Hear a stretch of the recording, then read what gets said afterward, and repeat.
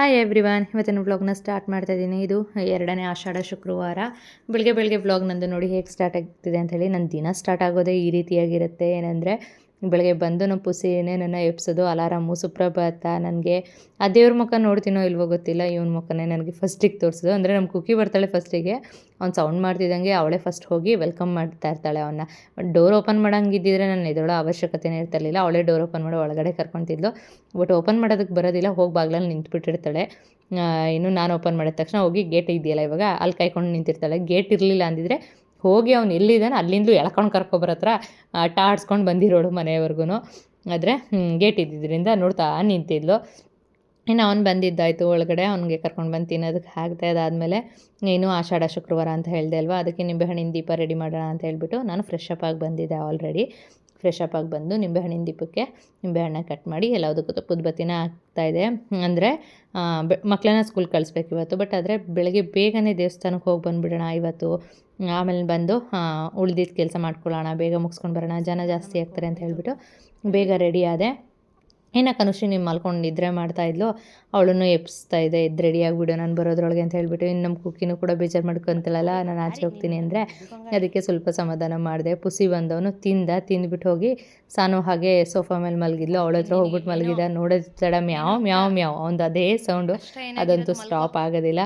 ಕೂಗಾಡ್ತಾ ಇದ್ದ. ಇನ್ನು ಸಾನು ಸಮಾಧಾನ ಮಾಡ್ತಾಯಿದ್ಲು. ಇನ್ನು ಕುಕ್ಕಿನ ಬಿಟ್ಟು ಹಾಗೇ ಡೋರ್ ಕ್ಲೋಸ್ ಮಾಡ್ಕೊಂಡು ಬಂದೆ.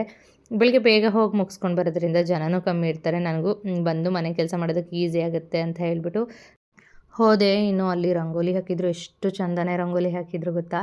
ಆ ಕಮಲ ಹೂವಿನ ಬಿಡಿಸಿದ್ರು, ಹಾಗೆ ನವಿಲ್ಗರಿನ ಬಿಡಿಸಿದ್ರು. ಅದು ನಿಜಕ್ಕೂ ಕಲರ್ ಹಾಕಿಲ್ಲ, ಏನು ಹಾಕಿಲ್ಲ, ಆದರೂ ಆ ನವಿಲು, ಆ ಕಮಲ ಹೂವಿನ ಡಿಸೈನ್ ಮಾತ್ರ ಸಿಕ್ಕಾಪಟ್ಟೆ ಚೆಂದ ಕಾಣಿಸ್ತಾಯಿತ್ತು.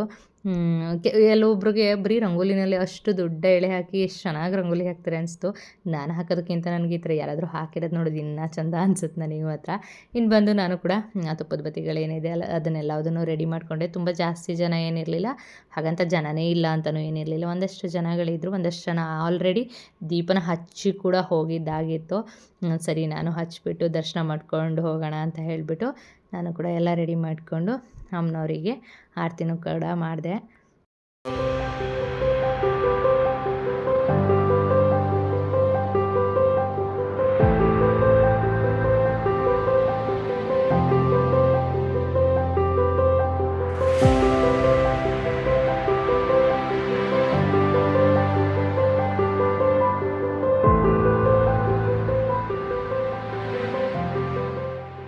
ದೀಪ ಹಚ್ಚಿ ಒಳಗಡೆ ಬಂದೆ. ರಶ್ ಇರಲಿಲ್ಲ, ಜನ ಯಾರೂ ಅಂತ ಹೇಳಿಬಿಟ್ಟು. ಆದರೆ ದೇವಿಗೆ ಅಲಂಕಾರ ನಡೀತಿತ್ತು ಅಂತ ಹೇಳಿಬಿಟ್ಟು ಅಮ್ಮನವರಿಗೆ ಸ್ಕ್ರೀನ್ನ ಕವರ್ ಮಾಡಿದರು. ಪೂಜೆ ಮಾಡಿದ್ದಾಯಿತು. ಕಳೆದ ವಾರನೂ ನೋಡಿದ್ದೆ. ನೆಕ್ಸ್ಟ್ ಟೈಮ್ ಬಂದು ನೋಡೋಣ, ಸ್ಕೂಲಿಗೆ ಟೈಮ್ ಆಗಬೇಕು ಅಂತ ಹೇಳಿ ಮನೆಗೆ ಹೊರಟೆ. ಕೈ ಮುಗಿದು ಹಾಗೆ ಅಮ್ಮನವ್ರನ್ನ ಕೇಳ್ಕೊಂಡು ಇನ್ನು ಹೋಗ್ತಾ ಹಾಗೆ ಸ್ನ್ಯಾಕ್ಸ್ಗೆ ಪೈನಾಪಲ್ ಆಗುತ್ತೆ ಅಂತ ಹೇಳಿಬಿಟ್ಟು ಪೈನಾಪಲ್ನ ತೊಗೊಂಡೋದೆ. ಅಲ್ಲೇ ಹೊರಗಡೆ ಮಾರ್ತಾಯಿದ್ರು. ಇನ್ನು ಅದಾದಮೇಲೆ ಮನೆಗೆ ಹೋಗಿ ದೋಸೆ ಇಟ್ಟಿತ್ತು, ದೋಸೆ ಹಾಕ್ತಾಯಿದ್ದೆ. ನಾನೇ ದೋಸೆ ಹಿಟ್ಟು ಮಾಡಿಟ್ಕೊಂಡಿದ್ದೆ. ಇಂಥ ಟೈಮ್ಗಳಲ್ಲಿ ಪೂಜೆ ಹತ್ರ ಏನಾದರೂ ಇದ್ದಾಗ ಈಸಿಯಾಗಿ ಆಗುತ್ತೆ ಅಂತ ಹೇಳಿಬಿಟ್ಟು ದೋಸೆ ಹಿಟ್ಟು ಮಾಡಿಟ್ಟೆ. ಸೈಡ್ ಡಿಶ್ ಆಗಿ ಏನೂ ಮಾಡಿರಲಿಲ್ಲ. ಟೊಮೆಟೊ ಗೊಜ್ಜಿತ್ತು ಫ್ರಿಜ್ಜಲ್ಲಿ, ಅದು ಮರೆತೇ ಹೋಯಿತು, ನನಗೆ ನೆನಪೇ ಬರಲಿಲ್ಲ. ಇದ್ರ ಜೊತೆ ಉಪ್ಪಿನಕಾಯಿ ಹಾಕ್ಕೊಟ್ಟಿದ್ದೆ. ತುಪ್ಪ ಈಗ ಫ್ರೆಶ್ಶಾಗಿ ಮಾಡಿದ ತುಪ್ಪ ಇತ್ತಲ್ಲ, ದೋಸೆ ಜೊತೆಗೆ ತುಪ್ಪ ಮಸಾಲೆ ದೋಸೆ ಥರ ದೋಸೆ ಬಂದಿತ್ತು, ಕ್ರಿಸ್ಪಿಯಾಗಿ ಸಿಕ್ಕಾಪಟ್ಟೆ ಚೆನ್ನಾಗಿತ್ತು. ಬಟ್ ಸೈಡ್ ಡಿಶ್ ಟೊಮೆಟೊ ಗೊಜ್ಜು ಯೂಸ್ ಮಾಡ್ಕೊಂಡಿದ್ರು ಆಗೋದು, ಬಟ್ ನೆನಪೇ ಆಗಲಿಲ್ಲ. ಉಪ್ಪಿನಕಾಯಿ ಹಾಕ್ಕೊಟ್ಟಿದ್ದೆ ಕನುಷಿಗೆ ತಿನ್ನೋದಕ್ಕೆ ಅಂತ ಹೇಳ್ಬಿಟ್ಟು. ಸಾನು ಅದನ್ನೇ ತಿಂದು ಹೋಗಿದ್ಲು, ಅಂದರೆ ತೊಗೊಂಡು ಹೋದ್ಲು ಅವಳು. ಇನ್ನು ಕನುಷಿಗೆ ಬಾಕ್ಸ್ನು ಕೂಡ ಪ್ಯಾಕ್ ಮಾಡ್ತಾಯಿದ್ದೆ. ಬಾಕ್ಸಿಗೆ ಅದೇ ಪೈನಾಪಲ್ ಏನು ತಂದಿದ್ದೆ ಅದನ್ನು ಕಟ್ ಮಾಡಿ ಹಾಕ್ತೆ, ಜೊತೆಗೆ ಉಪ್ಪಿನಕಾಯಿನ ಹಾಕ್ಕೊಟ್ಟಿದ್ದೆ. ಇನ್ನು ಅದಾದಮೇಲೆ ಅವಳೂ ಕೂಡ ತಿಂತಾ ಕೂತಿದ್ಲು. ಅವಳನ್ನು ಕೂಡ ಫ್ರೆಶ್ ಮಾಡಿ ತಿನ್ನೋದಕ್ಕೆ ಕೂರಿಸಿದ್ದೆ. ಇನ್ನು ರೆಸಿಪಿ ಏನು ಶೇರ್ ಮಾಡೋಣ ಅಂತ ಯೋಚನೆ ಮಾಡ್ತಾಯಿದ್ದೆ. ಈಗ ರೀಸೆಂಟಾಗಿ ನಾನು ಚೋಲೆ ಭಟೂರ ಮಾಡಿದ್ದು ವಿಡಿಯೋ ಮಾಡಿಟ್ಕೊಂಡಿದ್ದೆ, ಚೋಲೆ ಮಾಡಿದ್ದನ್ನು, ಅದನ್ನು ಶೇರ್ ಮಾಡೋಣ ಅಂತ ಮಾಡ್ತಾಯಿದ್ದೀನಿ. ತುಂಬ ಕ್ವಿಕ್ಕಾಗಿ ರೆಡಿಯಾಗಿಬಿಡುತ್ತೆ, ಟ್ರೈ ಮಾಡಿ.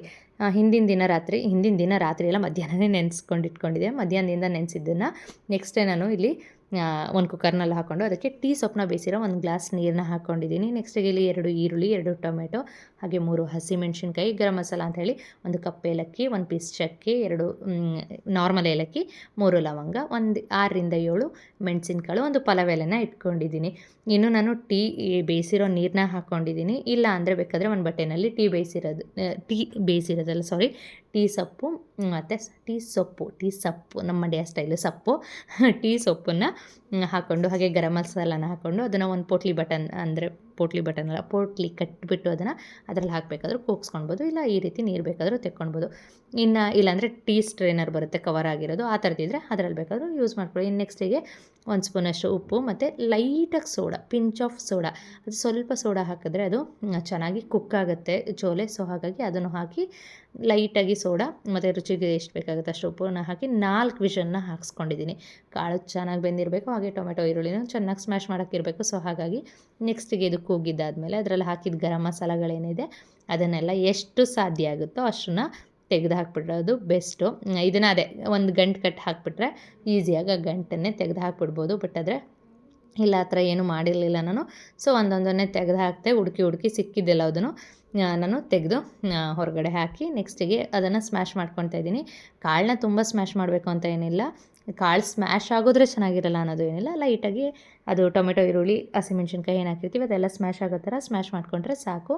ಇಲ್ಲ ಸಪ್ರೇಟ್ ತೊಗೊಳ್ಬೇಕಿದ್ರು ಅದನ್ನು ಸ್ಮ್ಯಾಶ್ ಮಾಡ್ಕೊಳ್ಬೋದು. ಇನ್ನು ನೆಕ್ಸ್ಟಿಗೆ ಅದಕ್ಕೆ ಮಸಾಲೆಗೆ ಅಂತ ಹೇಳಿಬಿಟ್ಟು ಚಿಲ್ಲಿ ಪೌಡರ್, ಹಾಗೆ ಧನಿಯಾನ ಹುರಿದ್ಬಿಟ್ಟು ಕುಟ್ಟಿ ಪುಡಿ ಮಾಡ್ಕೊಂಡಿರೋದು, ಟರ್ಮರಿಕ್ ಪೌಡರ್ ಮತ್ತು ಚೋಲೆ ಭಟೂರ ಅದು ಪೌಡರ್ ಸಿಗುತ್ತೆ. ಚೋಲೆದು 10 ರೂಪಾಯಿ ಪ್ಯಾಕೆಟು ಕೂಡ ಸಿಗುತ್ತೆ ಅಂಗಡಿಗಳಲ್ಲಿ, ಅದನ್ನು ಬೇಕಾದರೂ ತಂದು ಯೂಸ್ ಮಾಡ್ಕೊಳ್ಬೋದು. ಅದು ಎಲ್ಲ ಸ್ವಲ್ಪ ಹಾಕಿರೋದು, ಒಂದು ಅರ್ಧ ಸ್ಪೂನಷ್ಟು ಅಷ್ಟೇ ಹಾಕಿರೋದು. ಹಸಿಮೆಣ್ಸಿನ್ಕಾಯಿ ಹಾಕಿರೋದ್ರಿಂದ ತುಂಬ ಖಾರ ಅವಶ್ಯಕತೆ ಇಲ್ಲ.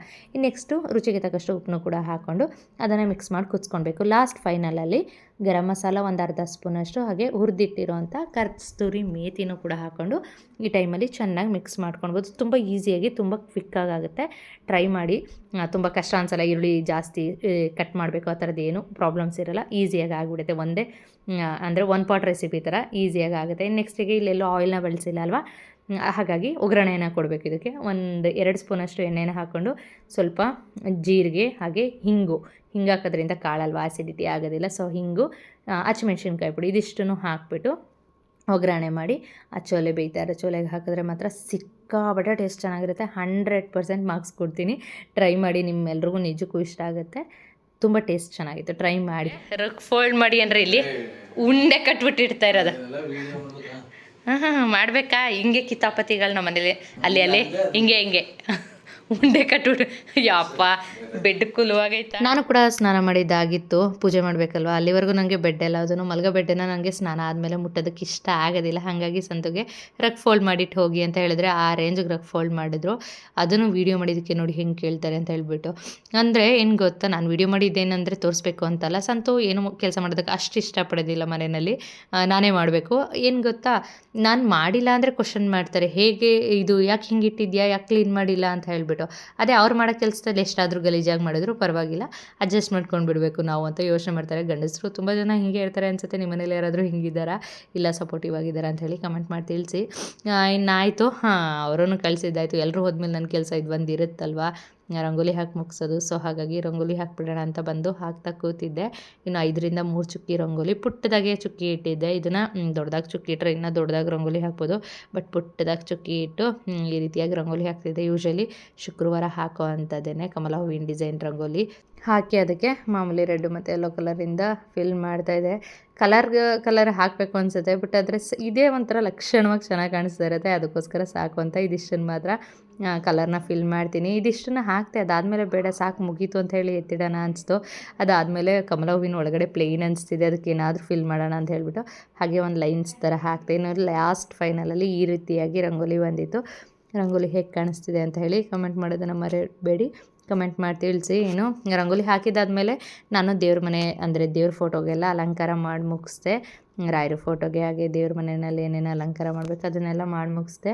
ಪೂಜೆ ಮಾಡೋದಕ್ಕೆ ಇನ್ನೂ ಶೋಭವ್ರ ಮನೆ ಒರೆಸ್ತಾಯಿದ್ರು, ಅವ್ರು ಮನೆ ಒರೆಸ್ಬಿಡ್ಲಿ ಅಂತ ಹೇಳಿಬಿಟ್ಟು ನಾನು ಹಾಗೆ ಸುಮ್ಮನೆ ಕೂತಿದ್ದೆ. ಕುಕ್ಕಿನೂ ಕೂಡ ಮಲ್ಕೊಂಡು ನಿದ್ರೆ ಮಾಡ್ತಾಯಿದ್ಲು.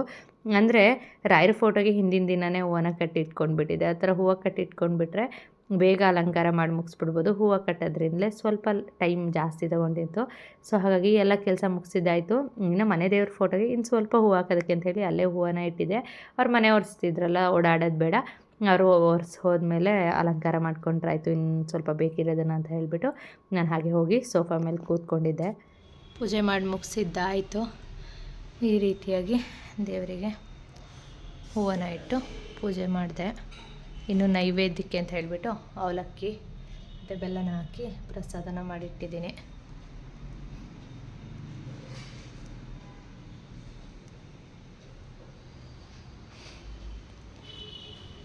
ಇನ್ನು ಇಲ್ಲಿ ಈ ರೀತಿಯಾಗಿ ಪೂಜೆ ಮಾಡಿರೋ ಅಂಥದ್ದು. ಇಲ್ಲಿ ಕಮಲ ಹೂ ತೊಗೊಂಡಿದ್ದೆ ನೆನ್ನೆ, ಅದನ್ನು ಬಿಡಿಸಿ ಈ ರೀತಿ ಮಾಡಿ ನಡೆಸಿದ್ದೀನಿ. ಅಂದರೆ ಬರೀ ಕಮಲ ಹೂ ಇಡೋದಕ್ಕಿಂತ ಆ ಥರ ಓಪನ್ ಮಾಡಿಟ್ರೆ ಚೆನ್ನಾಗಿ ಕಾಣಿಸುತ್ತೆ. ಹಾಗಾಗಿ ರಾಯರಿಗೆ ಇವತ್ತು ಕಮಲ ಹೂನಾಗ ಇಟ್ಟಿದ್ದೀನಿ. ಪೂಜೆ ಎಲ್ಲ ಮುಗ್ದಿದ್ದಾಯಿತು. ಇನ್ನು ಸ್ವಲ್ಪ ಹೊತ್ತು ಕೂತ್ಕೊಂಡು ಉಸಿರಾಡೋಣ, ಒಂದೇ ಸಮನೆ ಮಾಡ್ದಂಗೆ ಆಯಿತು. ಸೊ ಹಾಗಾಗಿ ಸ್ವಲ್ಪ ಉಸಿರಾಡೋಣ ಅಂತ ಹೇಳಿಬಿಟ್ಟು ಹಾಗೆ ಕೂತಿದ್ದೀನಿ. ಏನು ಇಲ್ಲಿ ನಮ್ಮ ಕುಕ್ಕಿ ಬಂಗಾರಿ ಪಾಚನ್ ನಿದ್ದೆ ಮಾಡ್ತೈತೆ. ಪುಸಿ ನನ್ನ ಮಗ ಆಚೆ ಹೋದೊಂದು ತಿಂದು ಮತ್ತೆ ಆಚೆ ಹೋದ, ಬಂದಿಲ್ಲ. ಎಷ್ಟೊತ್ತು ಬರ್ತಾನೋ ಗೊತ್ತಿಲ್ಲ. ಬಂದು ಇನ್ನೊಂದು ರೌಂಡು ಮ್ಯಾ ಅಂದ್ಬಿಟ್ಟು ಇನ್ನೇನಾದರೂ ತಿಂದು ಆಮೇಲೆ ಮಲಗೋದು. ಎಲ್ಲಾದರೂ ಹೊರಗೋಗಿ ಬಂದ ಅಂದಮೇಲೆ ಇನ್ನೊಂದು ರೌಂಡು ತಿಂದೇ ಮಗನೇ ಅಲ್ಲ ಅವನಿಗೆ ತಿನ್ಸೆ ಮಲಗಿಸ್ಬೇಕು. ಹಾಗೆ ಫಸ್ಟೇ ಹಾಕಿಟ್ಬಿಟ್ಟಿದ್ದೀನಿ. ಇನ್ನು ಪೂಜೆ ಅಲ್ವಾ, ಏನು ಮುಟ್ಟೋದಿಲ್ಲ. ಅಂದರೆ ಅವ್ರಿಗೆ ನಾನ್ ವೆಜ್ ಬಿಟ್ಟು ವೆಜ್ ಒಳಗೆ ಹೋಗಲ್ಲ. ನಾನು ಏನು ಮಾಡಲಿ, ಪುಸ್ಸಿಗಂತೂ ಏನೇ ಮಾಡಿದ್ರೂ ಹೋಗೋದಿಲ್ಲ. ಹಾಗಾಗಿ ಒಂದು ಪ್ಲೇಟಲ್ಲಿ ಹಾಕಿ ಯುಟಿಲಿಟಿನಲ್ಲಿ ಇಟ್ಬಿಟ್ಟಿರ್ತೀನಿ. ಅವ್ನು ಬಂದಾಗ ತಿನ್ಕೊತಾನೆ. ಟಿಫನ್ ಹಾಕೊಂಡು ತಿಂತೀನಿ. ಅಂದರೆ ದೋಸೆ ಜೊತೆಗೆ ಉಪ್ಪಿನಕಾಯಿ ಇದೆ, ಜೊತೆಗೆ ನೆನೆ ನೈಟು ಚಿತ್ರಾನ್ನ ಮಾಡಿದೆ, ಅದು ಕೂಡ ಇದೆ. ನೈಟು ಸಾಂಬಾರು ಏನು ಮಾಡಲಿಲ್ಲ, ಚಿತ್ರಾನ್ನ ಮಾಡಿದೆ ಒಂದು ಟೈಮ್ಗೆ ಅಂತ. ಈಗ ಸಾಂಬಾರು ಮಾಡ್ಕೊಳ್ಳೋಣ ಅಂತ ಹೇಳ್ಬಿಟ್ಟು ಅದಿದೆ, ಅದನ್ನು ಹಾಕೊಂಡು ತಿಂತೀನಿ. ಇವಾಗ ನಾನು ತಿಂದ್ಬಿಟ್ಟು ಆಮೇಲೆ ಏನಾದರೂ ಸಾಂಬಾರು ಮಾಡಬೇಕು. ನೋಡೋಣ ಏನು ಸಾಂಬಾರು ಮಾಡೋದು ಅಂತ ಯೋಚನೆ ಮಾಡಬೇಕು. ಫಸ್ಟು ನನಗೆ ಯೋಚನೆ ಮಾಡ್ತೀನಿ, ಏನು ಮಾಡೋದಕ್ಕೆ ಬರಲ್ಲ. ಸೊ ಹಾಗಾಗಿ ಯೋಚನೆ ಮಾಡ್ತೀನಿ. ಇನ್ನು ಸ್ವಲ್ಪ ಬಟ್ಟೆ ಹೊಲಿಯೋದು ಕೂಡ ಇದೆ, ಅದನ್ನು ಇವತ್ತಾದರೂ ಮಾಡೋಣ ಅಂದ್ಕೊಂಡು ಅದನ್ನು ಹಾಗೆ ಬಿಟ್ಟಿದ್ದೀನಿ. ಸೊ ಇವತ್ತು ಕಂಪ್ಲೀಟ್ ಮಾಡಬೇಕು ಅಂತ ಅಂದ್ಕೊಂಡಿದ್ದೀನಿ. ಎಷ್ಟೊಂದು ಬ್ಲೌಸ್ಗಳು ಸ್ಟಿಚ್ ಮಾಡಬೇಕು. ಹಬ್ಬಗಳ ಹತ್ರ ಬರ್ತಾಯಿದೆ, ಹಬ್ಬಗಳಿಗೋಸ್ಕರ ರೆಡಿ ಮಾಡ್ಕೊಳ್ಬೇಕು. ಮಕ್ಳಿಗೆ ಬಟ್ಟೆ ಸ್ಟಿಚ್ ಮಾಡಬೇಕು. ಎಷ್ಟೊಂದು ಕೆಲಸ ಇದೆ, ಹೊಲಿಯೋದೇ ಕೆಲಸಗಳು ಜಾಸ್ತಿ ಇದೆ. ನೋಡೋಣ, ಒಂದೊಂದೇ ಮಾಡ್ತಾ ಹೋಗಬೇಕು. ಇಲ್ಲಿ ಚಿತ್ರಾನ್ನದ ಜೊತೆಗೆ ವಿಚಿತ್ರವಾದ ಬ್ರೇಕ್ಫಾಸ್ಟು ನಂದು. ಇವಾಗ ಇನ್ನೂ ಆಯ್ತಾ ಚಿತ್ರಾನ್ನ, ಬಟ್ ಸಾಕು ಅನಿಸ್ತು. ಚೆನ್ನಾಗೈತೆ ದೋಸೆನ ತುಪ್ಪ ಮತ್ತು ತುಪ್ಪ ಹಾಕಿರೋದು, ಉಪ್ಪಿನಕಾಯಿ ಜೊತೆ ಚೆನ್ನಾಗೈತೆ. ಅದಕ್ಕೆ ಅದು ಜಾಸ್ತಿ ಬೇಡ ಅನಿಸಿ ಇದನ್ನೇ ಹಾಕ್ಕೊಂಡು ಬಂದೆ 2 ದೋಸೆ. ಫುಲ್ಲು ಕ್ರಿಸ್ಪಿಯಾಗಿ ಬೆಂದೈತೆ ಅಲ್ವಾ, ಚೆನ್ನಾಗಿರುತ್ತೆ ಬಿಸಿ ಬಿಸಿ ತಿನ್ನೋಕ್ಕೆ. ಇವನು ಆಚೆ ಹೋದ್ರೆ ಏನಾದರೂ ಒಂದು ಕಿತಾಪತಿ ಮಾಡ್ಕೊಬರ್ತಾನೆ ಅಂತ ಹೇಳಿದೆ ಅಲ್ವಾ. ಇವನು ಬೆಳಗ್ಗೆ ಬಂದನು, ಮತ್ತೆ ಇನ್ನೊಂದು ರೌಂಡ್ ಅಲ್ಲಿಯಕ್ಕೆ ಹೋಗಿದ್ದ. ಯಾರೋ ನಿನ್ನ ಫೈಟಿಂಗ್ ರಿಂಗಾಗಿ ಕರೆದಿದ್ರಾ ನಿನ್ನ? ಹಾಂ, ಬಾ ಫೈಟ್ಗೆ ಅಂತ ಯಾರು ಕರೆದಿದ್ರು? ಮೊನ್ನೆ ಆಗಿರೋ ಗಾಯನೇ ವಾಸಿ ಮಾಡ್ಕೊಳಕ್ಕಾಗಿಲ್ಲ. ಅಲ್ಲಿ ಎಷ್ಟು ದೊಡ್ಡ ಗಾಯ ಮಾಡ್ಕೊಬಂದವನು ಗೊತ್ತಾ? ಇಲ್ಲಿ ಹಿಂಗೆ ಮಾಡ್ಕೊಬಂದವನೆ. ಯಾರೋ ಕರೆದಿದ್ದು? ರಿಂಗ್ ಮುರಿದಾಕಿದ್ರಾ ಫೈಟಿಂಗಲ್ಲಿ? ಕಣ್ಣಲ್ಲಿ ನೀರು ಬರ್ತೈತೆ ನನ್ನ ಬಂಗಾರಿಗೆ. ಮಕ್ಕೋ ಆಯ್ತು. ಅಯ್ಯೋ, ನನ್ನ ಮಗನಿಗೆ ಕಣ್ಣಲ್ಲಿ ನೀರು ಬರ್ತೈತೆ, ನೋವು ಆಯ್ತೈತೆ ಅನಿಸುತ್ತೆ. ಅವನಿಗೆ ಅಂತಲೇ ಔಷಧಿ ಇಟ್ಟಿದ್ದೀನಿ. ಏನೇನಾದರೂ ಒಂದೊಂದು ಗಾಯ ಬರ್ತಾನೆ ಇರ್ತಾನೆ. ಮಲ್ಕೋ, ಔಷಧಿ ಹಾಕೋತೀನಿ, ಮಲ್ಕೋ ಮಗನೇ. ಹಾಕ್ಸ್ಕೊಳ್ಳಲ್ಲ, ಅದು ಒಂದು ಗೋಳಿ ಒಂದು. ಓ ಅಳ್ಬೇಡ ಮಗನೇ, ಅಳ್ಬೇಡ. ಓ ನನ್ನ ಮಗನಿಗೆ ಇಲ್ಲಿ ಒಂದು ಕಣ್ಣಲ್ಲಿ ನೀರು ಹೆಂಗೆ ಬಂದೈತೆ, ಇಲ್ಲಿ ಡ್ರಾಪ್ ಇದು ನೀರ್ದು. ಅಳ್ಬೇಡ ಮಗನೇ, ಈ ಕಣ್ಣಲ್ಲಿ ಓದ್ತೈತೆ. ಅಯ್ಯೋ ಇಲ್ಲ ಮಗನೇ, ನಾನು ಔಷಧಿ ಹಾಕೋತೀನಿ, ಸುಮ್ಮನೆ ಇರು.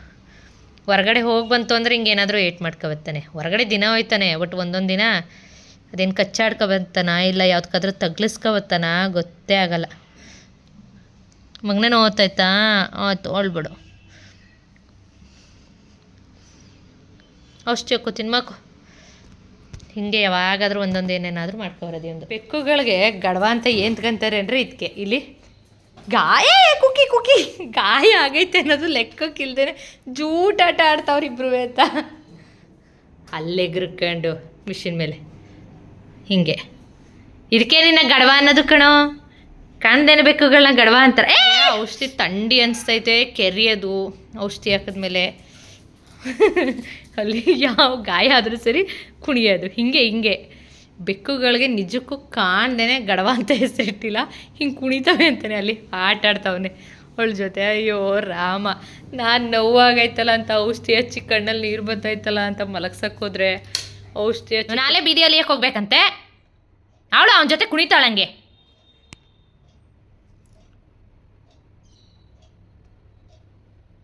ಓಹೋ, ಬೈದ್ಬಿಟ್ರೆ ಮಾತ್ರ ಇನ್ನಿಲ್ಲ ಇಬ್ರಿಗೂ. ಬೈಯೋದೆಲ್ಲ ಗೊತ್ತಾಗುತ್ತಲ್ವಾ? ಬಯ್ಯ ಗಂಟ್ಲು ಸುಮ್ಮನೆ ಇರೋಕ್ಕಾಗಲ್ಲ ಇಬ್ರು ಕೈಲೂ.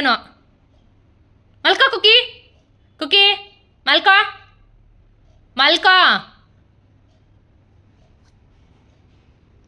ಹಾಂ ಪಾಚೋ. ಓಹೋ ನಾಟಕ ಇವಳ್ದು ಒಳ್ಳೆ ದೊಡ್ಡ ನಾಟಕ ತಗಾತಿ ಇವಳು. ಇವನು ಬೀದಿ ಸುತ್ತಕ್ಕೆ ಹೋಗ್ಬೇಕಂತೆ, ಗಾಯ ಮಾಡ್ಕೊಬಂದವನು ಇಷ್ಟ ಆತ್ರ. ಇವನು ನೋಡ್ಕೊಳಕ್ಕೆ ಅಂತಾನೆ ನಾನು ಇಲ್ಲಿದ್ದೀನಿ. ಹೋದ್ರೆ ಆಚೆ ಎಲ್ಲಾದರೂ ಕಾಲು ಮುರಿತೀನಿ ಇವಾಗ ನಿನಗೆ. ಅದು ಮೆಡಿಸನ್ ಹಾಕ್ತೆ ಗಾಯಕ್ಕೆ ಅಂತ ಹೇಳ್ಬಿಟ್ಟು ಅವ್ನು ಕೋಲ್ಡ್ ಆಯಿತು ಅಂತ ಹೇಳ್ಬಿಟ್ಟು ಹಾಗೆಲ್ಲ ಕುಣ್ದಾಡ ಆಚೆ ಹೋಗಕ್ಕೆ ರೆಡಿಯಾಗಿದ್ದ. ಅವಳು ಕುಣಿತಾ ಇದ್ಲು, ಅದಕ್ಕೆ ಇಬ್ರಿಗೂ ಬೈದು ಮಲಗಿಸ್ದೆ ಇಬ್ರು. ಇಲ್ಲಿ ಹಾಫ್ ಡೇ ಸ್ಕೂಲ್ ಇದ್ದವಳು ಲಂಚ್ ಬಾಕ್ಸ್ ಬೇರೆ ಪ್ಯಾಕ್ ಮಾಡಿಸ್ಕೊಂಡೋದ್ಲು. ಯಾಕೆ ಇದೇನು ಪ್ಯಾಂಟು? ಅದೇನು ಸಂತು ಜುಟ್ಟಿಡ್ದೇನಾದರೂ ಅಲ್ಲಿ ಜಗಳ ಆಡ್ಕೊಬತ್ತಾವಳ ಅಂತ ಡೌಟ್ ನನಗೆ. ಬಿಡೆ ಏಯ್, ಅವಳು ಯಾಕೆಲ್ಲ ಕಚ್ಚೋದು ಇದಕ್ಕೆ ನಾನೇ ಕೊಡ್ತೀನಿ ಈಗ.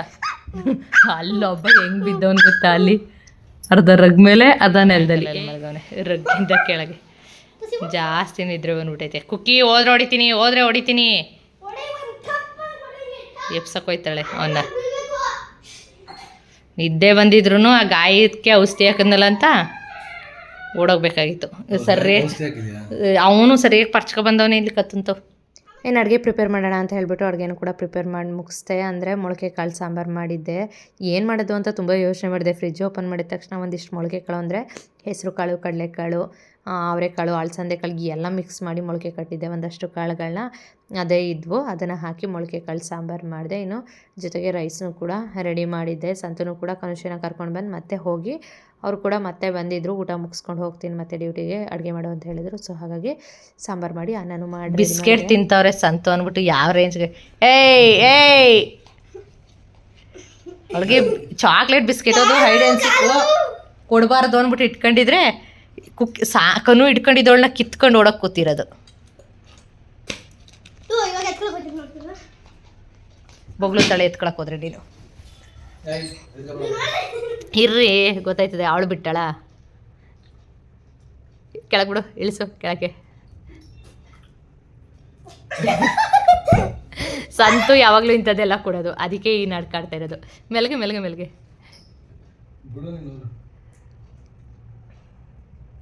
ಕನುಷಿ ಹಿಂಸೆ ಮಾಡಬಾರ್ದು ಹತ್ರ. ಅಯ್ಯೋ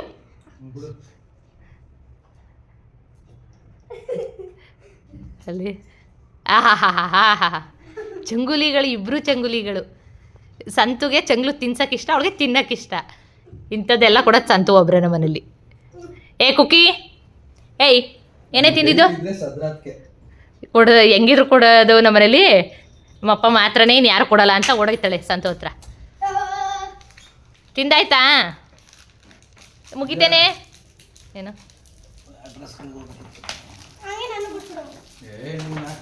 ಇಲ್ಲಿ ಕನುಷಿ ಅವ್ರ ಫ್ರೆಂಡ್ ಬರ್ತಡೆ ಹೋಯ್ತಾವಳೆ, ಸಾನೂ ಕರ್ಕೊಂಡು.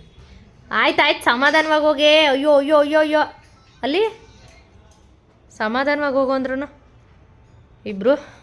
ಇವಾಗ ಕರ್ಕೊಂಡೋಗಿ ಬಿಟ್ಟು ಬರಬೇಕು ಇಬ್ಬರೂ. ಸಾನುಕನು ಇಬ್ಬರೂ ಕಳಿಸಿ ನಾನು ಮನೆ ಕ್ಲೀನ್ ಮಾಡಿ ನಾನು ಕೂಡ ಫ್ರೆಶ್ ಅಪ್ ಆಗಿ ದೇವ್ರಿಗೆ ದೀಪನೂ ಕೂಡ ಹಚ್ಚಿದಾಯ್ತು, ಇಲ್ಲೂ ಕೂಡ ಹಚ್ಚಿದಾಯ್ತು.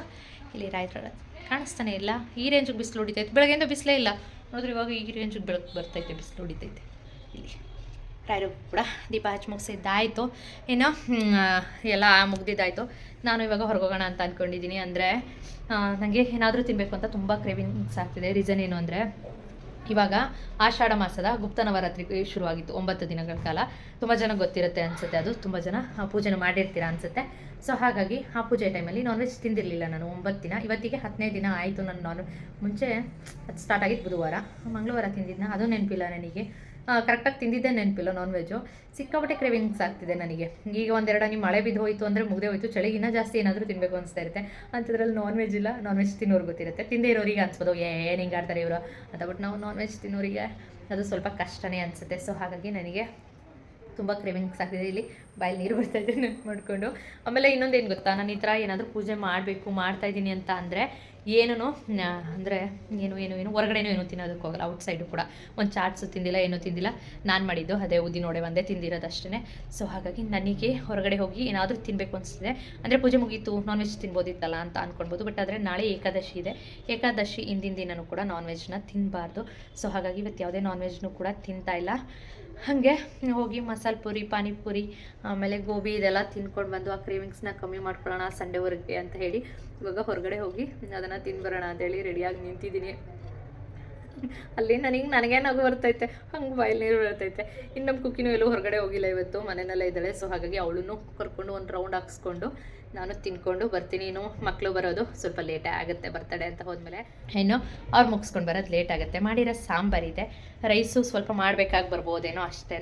ಇನ್ನು ನಾನು ಸ್ವಲ್ಪ ಹೊರಗಡೆ ಹೋಗಿ ತಿಂದು ಬಂದುಬಿಟ್ರೆ ನೋಡೋಣ, ಆದರೆ ಏನಾಗುತ್ತೆ ಅದನ್ನು ಮಾಡೋಣ. ಹಾಗಾಗಿ ಹೋಗಿ ನಮ್ಮ ಕುಕ್ಕಿನ ರೌಂಡ್ ಹಾಕ್ಸ್ಕೊಂಡು ನಾನು ತಿನ್ಕೊಂಡು ಬರ್ತೀನಿ. ಒಂದು ಬನ್ನಿ ನಮ್ಮ ನಗರನೂ ಒಂದು ರೌಂಡ್ ಹಾಕೊಂಡು, ಒಂದು ರೌಂಡ್ ಏನಿಲ್ಲ, ನಾನು ಯೂಶ್ವಲಿ ಯಾವಾಗಲೂ ಹೋಗೋದು ಒಂದೇ ಕಡೆ ಮಸಾಲೆ ಪುರಿ. ನಂಗೆ ಅದು ಬಿಟ್ಟು ಬೇರೆ ಇನ್ನೆಲ್ಲೂ ಇಷ್ಟ ಆಗೋದಿಲ್ಲ. ಸೊ ಹಾಗಾಗಿ ಅಲ್ಲಿ ಹೋಗಿ ಪಕ್ಕದಲ್ಲಿ ಗೋಬಿ ಇರುತ್ತೆ, ಈ ಕಡೆ ಮಸಾಲೆ ಪುರಿ, ಆ ಕಡೆ ಗೋಬಿ, ಎರಡೂ ತಿಂದ್ಬಿಟ್ಟು ಹೊಟ್ಟೆ ತುಂಬಿಸ್ಕೊಂಡ್ಬಂದ್ಬಿಡ್ತೀನಿ. ನಾನು ತಿಂದು ಮನೆಗೆ ಬಂದು ಊಟ ಮಾಡೋದಕ್ಕೆ ಆಗದೇ ಇರೋ ರೀತಿ ಹೊಟ್ಟೆ ತುಂಬಿಸ್ಕೊತೀನಿ ಅಂತ ನನಗೆ ಗೊತ್ತಿದೆ. ಸೊ ಬನ್ನಿ ಹೋಗೋಣ. ಅದೆಲ್ಲ ತಿಂದರೆ ಹೊಟ್ಟೆ ತುಂಬಿಸ್ಕೊಳ್ಳೋದಲ್ಲ, ತುಂಬಿಲ್ಲ ಅಂದ್ರೂ ತಿನ್ನೋದಕ್ಕಾಗೋದಿಲ್ಲ. ಪುಸಿ ಆಲ್ರೆಡಿ ಹೋಗಿದ್ದ ಒಂದು ರೌಂಡು, ಬರ್ತಾವನು ಮತ್ತೆ.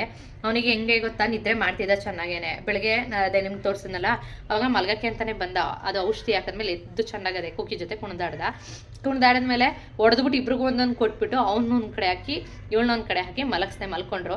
ಆದರೆ ಮತ್ತೆ ಮಲಗಿದಾನಲ್ಲ, ಸ್ವಲ್ಪ ಔಷಧಿ ಹಚ್ಬಿಡೋಣ ಅಂತ ಹಚ್ಚಿದ್ನ. ಅದು ಹಚ್ಚಿದಾಗ ಥಂಡಿ ಆಗುತ್ತೆ, ಕೋಲ್ಡ್ ಆಗುತ್ತೆ. ಆ ಟೈಮಲ್ಲಿ ಎದ್ದು ಕೆರ್ಕೊಳಕ್ಕೆ ಈಸಿಯಾಗಿ ಸಿಗ್ತಿದೆ ಅವ್ನಿಗೆ. ಹಿಂಗೆ ಅಂದ್ಬಿಡ್ತಾವನೆ.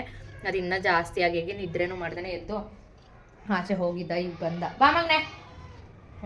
ಗೇಟ್ ಎಗ್ರು ಬರೋಕ್ಕೆ ಗೊತ್ತಾಗುತ್ತೆ. ಆದರೆ ನಾವೇನಾದರೂ ಮಾತಾಡ್ತಾ ಇದ್ದೀವಿ ಅಂದರೆ ಯಾಕೆ ಎಗ್ರಲ್ಲಿ ಅಷ್ಟು ಕಷ್ಟ ಯಾಕೆ ಪಡಲಿ ಅಂತ. ಬಾ ಒಳಗೆ ಬಾ ಮಗನೆ. ಇಲ್ಲಿ ಬೌವಾ ಬಾ ಬಾ ಬಂಗಾರೆ. ಎಗ್ರು ಕಡೆ ಬರ್ತಾನೆ ಡೌ ಮಾಡೋದು. ಹಿಂಗೆ ಮಕ್ಳು ಆಡ್ತಾರಲ್ಲ ಹಾಗೇನೆ, ಏನಾದರೂ ಅಮ್ಮಂದಿರು ಅಪ್ಪಂದಿರು ಇದ್ದಾಗ ಬಿದ್ದುಬಿಟ್ರೆ ನೋವಾಗ್ಬಿಟ್ರೆ ಜಾಸ್ತಿ ಹೇಳೋದು, ಈ ಥರ ಎಲ್ಲ ಡೌ ಮಾಡಲ್ವಾ, ಹಂಗೆ ಇವನು ಡೌ ಮಾಡ್ತಾನೆ. ಅವ್ನಿಗೆ ಈಗ ತಿನ್ನೋಕ್ಕೆ ಏನಾದರೂ ಕೊಡಬೇಕು, ತಿನ್ನೋಕೆ ಕೊಡ್ತೀನಿ. ಪಾಪ ಅವನಿಗೆ ಯಾವಾಗ ಹುಷಾರಾಗುತ್ತೋ. ಸಂತು ಬೈತಾರೆ, ಏನೋ ಹಚ್ಚಬೇಡ ಬೆಕ್ಕುಗಳಿಗೆ, ಅದಕ್ಕೆ ಆದಂಥದ್ದು ಪವರ್ ಇರುತ್ತೆ. ಅದೇ ನೆಕ್ಕೊಂಡು ಅವ್ನು ಕಮ್ಮಿ ಮಾಡ್ಕೊತಾನೆ. ಹಳ್ಳಿ ಕಡೆ ನಿನಗೇನೋ ಹಾಸ್ಪಿಟ್ಲಿಗೆ ಕರ್ಕೊಂಡೋಗಿ ಬ್ಯಾಂಡೇಜ್ ಹಾಕ್ಸಿದ್ರಾ ಅಂತಾರೆ. ಅವನ್ನ ಹಾಸ್ಪಿಟ್ಲಲ್ಲಿ ಅವರೇ ಭಯ ಪಡ್ತಾರೆ. ಇಷ್ಟು ಗಲಾಟೆ ನನ್ನ ಮಗನ ಎಲ್ಲೂ ನೋಡಿಲ್ಲ ಅಂತ. ಫಸ್ಟ್ ನೋಡಿದಾಗ ಇವನ ಪಿಳ್ಳೆ ಇದು ಪಾಪದ್ದು ಅಂತ ಅಂದರು. ಅವ್ನಿಗೊಂದ್ಸರಿ ಇಂಜೆಕ್ಷನ್ ಹಾಕ್ದಾಗಲೇ ಅವ್ರಿಗೆ ಗೊತ್ತಾಗಿದ್ದು ಇಷ್ಟು ರಾಂಗ್ ಆಗ್ತಾನೆ ಅವನು ಅಂತ ಹೇಳ್ಬಿಟ್ಟು. ಸಿಕ್ಕಾಪಟ್ಟೆ ಸ್ಟ್ರಾಂಗ್. ಅವ್ನು ಮನೆಯವ್ರ ಜೊತೆ ಮಾತ್ರ ಅಡ್ಜಸ್ಟ್ ಆಗೋದು, ಹೊರಗಡೆ ಯಾರ ಜೊತೆನೂ ಸ್ವಲ್ಪನೂ ಅಡ್ಜಸ್ಟ್ ಆಗಲ್ಲ. ಖುಷಿ ಮಗ ಕುಕ್ಕಿ ಎಲ್ರಿಗೂ ಅಡ್ಜಸ್ಟ್ ಆಗ್ತಾಳೆ, ಓನೋ ಮನೆಯವ್ರಿಗೆ ಅಡ್ಜಸ್ಟ್ ಆಗಲ್ಲ. ಈಗ ಏನಾದರೂ ನಾನು ಹಾಕ್ತೇನೆ ಹೋಗಿ ಕೂತೆ ಅಂದರೆ ನನ್ನೇ ಕಚ್ತಾನೆ ಅಂತ ನಾನು ಅವನೇನು ಕಮ್ಮಿ ರೌಡಿ ಅಲ್ಲ. ಅವರೇ ನೋಡಿ ಭಯಪಡ್ತಾರೆ. ಅವ್ನ ಹಾಸ್ಪಿಟ್ಲಿಗೆ ಅಷ್ಟಾಗಿ ಕರ್ಕೊಂಡು ಹೋಗೋದಕ್ಕೆ ಆಗೋದಿಲ್ಲ.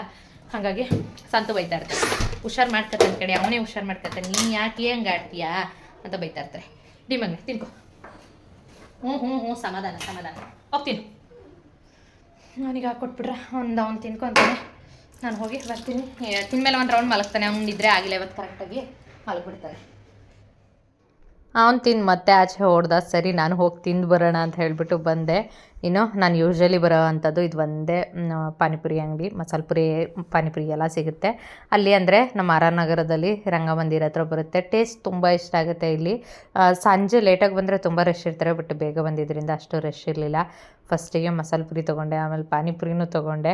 ಅದಾದಮೇಲೆ ಗೋಬಿ ತಿನ್ನೋಣ ಅಂತ ಹೋದೆ. ನಮ್ಮ ಕುಕ್ಕಿನ ಹಾಗೆ ಕೆಳಗಿಬಿಟ್ಟಿದೆ ಪಾಪ, ಬಂಗಾರಿ ಥರ ಸುಮ್ಮನೆ ಇತ್ತು ಅದು. ಅಂದರೆ ಅವಳಿಗೆ ಏನು ಗೊತ್ತಾ, ಮನೇಲಿರೋದಕ್ಕೆ ಒಬ್ಳಿಗೆ ಇಷ್ಟ ಆಗೋದಿಲ್ಲ. ಎಲ್ಲರೂ ಅಂದರೆ ಕನುಷಿ ಸಾನು ಇದ್ರಾದರೂ ಬಿಟ್ಟು ಬರ್ತಿದ್ದೆ, ಇಲ್ಲ ಸಾನು ಇದ್ರೂ ಕನುಷಿನ ಕರ್ಕೊಂಡು ಬಿಟ್ಟು ಬರ್ತಿದ್ದೆ. ಬಟ್ ಯಾರೂ ಇರಲಿಲ್ವಲ್ಲ, ಸರಿ ಅಂತ ಹೇಳ್ಬಿಟ್ಟು ಅವಳೂ ಜೊತೆಗೆ ಕರ್ಕೊಂಡು ಹೋಗಿದ್ದು. ಇನ್ನು ಪಾನಿಪುರಿ ತಿಂದು ಪಕ್ಕದಲ್ಲೇ ಗೋಬಿನೂ ಬರುತ್ತೆ. ನನಗೆ ಇವರಿಬ್ಬರು ಮಾಡೋದು ಇಷ್ಟ ಆಗುತ್ತೆ. ಸೊ ಹಾಗಾಗಿ ಕೆಲವೊಮ್ಮೆ ಮಸಾಲೆ ಪುರಿ ನಾನು ಯೂಶ್ವಲಿ ಜಾಸ್ತಿ ತಿನ್ನೋದಕ್ಕೆ ಹೋಗೋದಿಲ್ಲ. ಪಾನಿಪುರಿ ತಿಂದು 1/2 ಪ್ಲೇಟ್ ಗೋಬಿ ತಿಂದಿದ್ದೆ. ಬಟ್ ಇವತ್ತು ಮಸಾಲೆ ಪುರಿನೂ ತಿಂದ್ಬಿಟ್ಟು ಗೋಬಿ ತಿಂದೆ. ಅದಾದಮೇಲೆ ಜ್ಯೂಸ್ ಕುಡಿಯೋಣ ಅಂತ ಹೇಳ್ಬಿಟ್ಟು ಹೋದೆ. ಅಂದರೆ ಇಷ್ಟೆಲ್ಲ ತಿಂದಿದ್ದೀನಲ್ವಾ, ಸ್ವಲ್ಪ ಜೀರ್ಣ ಆಗಬೇಕಲ್ವ, ಅಸಿಡಿಟಿ ಆಗಬಾರ್ದಲ್ವ ಅಂತ ಹೇಳ್ಬಿಟ್ಟು ಸೋಡಾ ಕುಡಿಯೋಣ ಅಂತ ಬಂದೆ. ಜ್ಯೂಸಲ್ಲ, ಸೋಡಾ ಕುಡಿಯೋದಕ್ಕೆ ಬರ್ತೀನಿ ನಾನು ಯಾವಾಗಲೂ ಯೂಶ್ವಲಿ ಇಲ್ಲಿಗೆ. ಅದಕ್ಕೋಸ್ಕರ ಬಂದೆ. ನೀವು ಅನ್ಕೊಳ್ತಾ ಇರ್ಬೋದು ಇದೇನು ಬಾಯ ಬಚ್ಚಲ ಈ ರೇಂಜಿಗೆ ಒಂದಾದ್ಮೇಲೆ ಒಂದು ಹಾಕತ್ತಾ ಇದ್ದೀನಿ ಅಂತ. ನನಗೆ ಕ್ರೇವಿಂಗ್ಸ್ ನಿಜಕ್ಕೂ ಅಷ್ಟು ಆಗಿತ್ತು. ಸೊ ಹಾಗಾಗಿ ಇಷ್ಟೆಲ್ಲ ತಿಂದೆ. ತೋರಿಸ್ತೇನೆ ನಾನು ಏನು ತಿಂದೇ ಇಲ್ಲಪ್ಪ, ಇಷ್ಟು ತಿನ್ಕೊಬಂದೆ ಅನ್ಬೋದಿತ್ತು. ನಂಗೆ ನಿಜಕ್ಕೂ ಆಗಿದ್ದನ್ನು ಹೇಳಿದೆ. ಕೆಲವೊಮ್ಮೆ ಈ ಥರದ್ದು ತುಂಬ ಜನಕ್ಕೆ ಆಗುತ್ತೆ ಅನಿಸುತ್ತೆ. ಎಲ್ಲ ಟೈಮಲ್ಲೂ ಈ ಥರ ಕತ್ತೆ ಥರ ತಿನ್ನೋದಕ್ಕೆ ಹೋಗೋದಿಲ್ಲ. ಕೆಲವೊಮ್ಮೆ ಆಗೋದಿಲ್ಲ. ತುಂಬ ದಿನ ಏನಾದರೂ ಈ ಥರ ಸ್ಪೆಷಲಾಗಿ ಏನೂ ತಿಂದಿಲ್ಲ ಅಂದಾಗ ಬೇಕೇ ಬೇಕು ಅನಿಸುತ್ತೆ. ಸೊ ಹಾಗಾಗಿ ಎಲ್ಲದನ್ನೂ ತಿಂದ್ಬಿಟ್ಟು ಒಂದು ಸೋಡಾ ಕುಡಿದೆ. ಸರಿಯಾಗಿ ಕುಡಿದು ಅದು ಜೀರ್ಣ ಮಾಡುತ್ತೆ ಹೊಟ್ಟೆಲಿ ಅಂತ ಹೇಳ್ಬಿಟ್ಟು ಇನ್ನು ತರಕಾರಿ ತೊಗೊಂಡು ಹೋಗೋಣ ಅಂತ ಬಂದೆ. ಅಂದರೆ ತರಕಾರಿ ರೇಟ್ ಸ್ವಲ್ಪ ಆದಷ್ಟು ಕಮ್ಮಿ ಆಗಿತ್ತು. ಬೀನ್ಸ್ ಎಲ್ಲ 120, 130 ರೂಪಾಯಿ, 112 ಈ ರೀತಿ ಪ್ರೈಸ್ ಇತ್ತು. ಬಟ್ ಆದರೆ ಇವಾಗ 50 ಏನೋ ಆಗಿತ್ತು, 40, 50 ಏನೋ ಇತ್ತು ಪ್ರೈಸ್. ಸ್ವಲ್ಪ ತರಕಾರಿ ತೊಗೊಂಡು ಹೋಗ್ಬಿಡೋಣ ಅಂತ ತೊಗೊಂಡೆ. ಅದನ್ನು ನಾನು ಆರಿಸೋದು ಹೆಂಗೆ ಗೊತ್ತಾ, ಈ ಬೆಂಡೆಕಾಯಿ ಆರಿಸ್ತಾರಲ್ಲ ಹಂಗೆ ಆರಿಸ್ತೀನಿ. ಸೊ ಒಂದಷ್ಟು ಜಾಸ್ತಿ ಏನು ತೊಗೊಳ್ಳಿಲ್ಲ, ಸ್ವಲ್ಪನ ತೊಗೊಂಡು ಇನ್ನು ಮನೆ ಕಡೆ ಹೊರಟೆ. ಚೆನ್ನಾಗಿ ತಿಂದು ಬಂದಿದ್ದಾಯಿತು. ನಾನು ಸಂತುಗೆ ಮೊಳಕೆ ಕಾಳು ಸಾಂಬಾರು, ಅನ್ನ ಎರಡೂ ಐತೆ. ಅವರಿಗೆ ಅದನ್ನು ಹಾಕ್ಕೊಡ್ತೀನಿ. ಇನ್ನು ಕುಕ್ಕಿಗೆ ಮೊಸರನ್ನ ತಿನ್ನಿಸ್ಬೇಕು. ಮಧ್ಯಾಹ್ನ ಮೊಸರನ್ನ ತಿನ್ನಿಸಿದ್ದೀನಿ ನೋಡೋಣ, ಆದರೆ ಇವಾಗಲೂ ತಿಂತೀನಿ ಅಂದರೆ ಮೊಸರನ್ನೇ ತಿನ್ನಿಸ್ತೀನಿ. ಮಕ್ಕಳೆಲ್ಲರೂ ಅಲ್ಲೇ ಚಪಾತಿ ಮತ್ತು ಪಲಾವ್ ಏನೇನೋ ಸಾನು ವೀಡಿಯೋ ಕಾಲ್ ಮಾಡಿದ್ಲು, ತೋರಿಸಿದ್ಲು. ಅವ್ರು ಹತ್ತಿನ ಬರ್ತಾವ್ರೆ, ಇನ್ನೇನು ಕೂಡ ಮಾಡೋಂಗಿಲ್ಲ. ಪುಸಿ ಆಚೆ ಹೋದವ್ನು ಇನ್ನೂ ಬಂದಿಲ್ಲ. ಅವ್ನಿಗೆ ಔಷಧಿ ಹಾಕಿದ್ದೆ, ಆಚೆ ಹೊಡೆದ. ಸಂಜೆ ಇನ್ನೂ ಬಂದಿಲ್ಲ, ನೋಡೋಣ. ಅವ್ನು ಬಂದಮೇಲೆ ಅವ್ನಿಗೂ ಸ್ವಲ್ಪ ತಿನ್ಸೋದು. ಇಲ್ಲೊಬ್ಳು ಚಕ್ಲಿ ತಿಂತವ್ರು ಸಂತು ಬರೋದು ಈಸ್ಕೊಳ್ಳೋದು. ಅವಳಿಗೆ ತಿನ್ನೋ ಪ್ಲೇಸ್ ಏನು ಗೊತ್ತಾ, ಚಕ್ಲಿ ಮೇಯ್ನು, ಚಕ್ಲಿ ಬಿಸ್ಕೆಟು ಇಂಥದ್ದೆಲ್ಲ ಈಸ್ಕೊಂತಾಳೆ. ಹಾಸಿಗೆ ಮೇಲೆ ಓಡೋಗತ್ತಾಳೆ ಅಲ್ಲಿ. ಆ ಹಾಸಿಗೆ ಮೇಲೆ ಓಡೋಗಿ ಕುತ್ಕೊಂಡು ತಿನ್ಬೇಕು ಅವಳಿಗೆ. ಕೊಟ್ಟಿಲ್ವೇನ್ರಿ? ಹೋಯ್ತಾ ಇಲ್ವಲ್ಲ ಸಮಾಚಾರ ಏನ್ರಿ? ಈಗ ಈಸ್ಕೊಂಡು ಓಡಾಗ ಹಾಸಿಗೆ ಮೇಲೆ ಕುತ್ಕೊಂಡು ತಿನ್ಬಿಟ್ಟು ಖಾಲಿ ಆಯಿತು. ಇಲ್ಲಿ ಹೊಟ್ಲು ದಿವಾನ ಮೇಲೆ ಹತ್ತು ಕೂತ್ಕೊಬಿಡ್ಬೇಕು. ಟಿಂಕಿ ಟಿಂಕಿ ಟಿಂಕಿ ಟಿಂಕಿ ಅಂತ ಹೋಯ್ತಾಳೆ. ಹೋಗಿ ಅಲ್ಲಿ ಹತ್ತು ಕೂತ್ಕೊಂಡು ತಿನ್ಬಿಟ್ಟು ಆಮೇಲೆ ಮತ್ತೆ ಬರ್ತಾಳೆ ಈಸ್ಕೊಳಕ್ಕೆ ಇನ್ನೊಂದು ರೌಂಡು. ಅವಳಿಗೆ ಫೇವ್ರೇಟು ಚಕ್ಲಿ ಅಂದರೆ. ಸಂತು ಥರ ಕುರ್ಕ್ಲಿ ಅವಳು, ಏನಾದರೂ ಕುರ್ಕಕ್ಕೆ ಬೇಕು ಅವಾಗವಾಗ. ಹೇಳಿ ಬರ್ತಡೆಗೆ ಹೋಗಿ ಆಯ್ತು. ಅಯ್ಯೋ ಇದು ಯಾಕೆ ಇಷ್ಟೊಂದು ಅಪ್ಪಚ್ಚಿ ಮಾಡಿಬಿಟ್ಟೆ ಸಾನು? ಮುಟ್ಬೇಡ ಸುಮ್ಮನೆ ಈ ಥರ ಮಣ್ಣನ್ನು ಮಾಡ್ತೇನಾ? ಪ್ರೊಫೆಷ್ನಲ್ ಇದ್ರಂತೆ ಮಾಡಿದ್ರಂತೆ. ಏನು ರಿಟರ್ನ್ ಗಿಫ್ಟಾ? ಹಾಂ ಗೇಮ್ ಆಡ್ಸಿದ್ರ?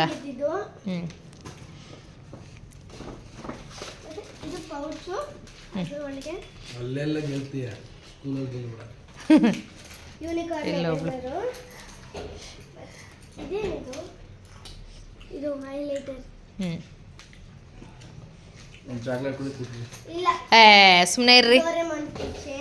ಸುಮ್ಮನೆ ಇರ್ರಿ ಸಂತು. ಅದಕ್ಕಾಗಿ ಹೋಗಿ ಇನ್ನು ಒಟ್ಟಿಗೆ ಏನಾದರೂ ತಿಂತೀರವ? ಹಾಂ ಏನು ತಿಂದೆ? ರೈಸ್. ನೀನು ನಿಜ ತಿಂದ? ಆಡದ್ಬಿಟ್ಟು ಊಟ ಮಾಡ್ದ? ರೈಸ್, ಪಾನಿಪುರಿ ಎಲ್ಲ ತಿಂದು ಬಂದವ್ರೆ. ಇನ್ನು ನಾನು ಪಾನಿಪುರಿ ತಿಂದು ಬಂದಿರೋದ್ರಲ್ಲಿ ಏನು ತಪ್ಪಿಲ್ಲ. ಓಕೆ, ಇನ್ನು ಈ ವಿಡಿಯೋನು ಕೂಡ ಇಲ್ಲಿಗೆ ಎಂಡ್ ಮಾಡ್ತಾ ಇದ್ದೀನಿ. ವಿಡಿಯೋ ಇಷ್ಟ ಆಗಿದ್ರೆ ಲೈಕ್, ಶೇರ್, ಕಮೆಂಟ್ ಮಾಡೋದು. ಓಕೆ, ಬಾಯ್.